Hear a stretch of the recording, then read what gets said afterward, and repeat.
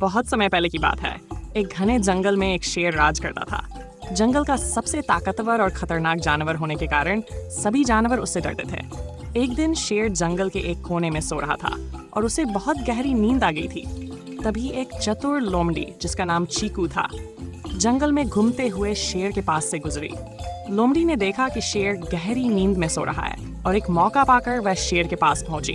उसने सोचा, यह अच्छा मौका है। अगर मैं शेर को चुपके से चिढ़ाऊं तो शायद वह गुस्से में आकर मुझे मार डाले और मुझे इससे अपनी जान बचानी होगी। लोमड़ी धीरे से शेर के पास पहुंची और उसकी पूंछ को पकड़कर खींच लिया। शेर ने एक झटका लिया, लेकिन गहरी नींद में होने के कारण वह पूरी तरह से जाग नहीं सका। लोमड़ी ने फिर से उसकी पूंछ खींची और बड़बड़ाते हुए कहा, तुम बड़े शेर हो, लेकिन अपनी नींद में ही बर्बाद हो रहे हो। मैं तुम्हें चुनौती देती हूँ कि तुम मुझसे मुकाबला करो। अब शेर की नींद टूट गई और वह गुस्से में उठकर लोमड़ी के पास दौड़ा।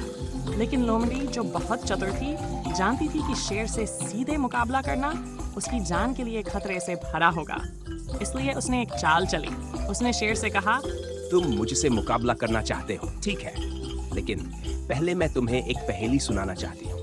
अगर तुम इसे हल कर सको तो तुम्हारे साथ मुकाबला करूंगी, लेकिन अगर तुम हार गए तो मुझे छोड़ देना। शेर गुस्से में था, लेकिन उसकी आदत थी कि वह हमेशा अपनी बुद्धि का प्रदर्शन करता था।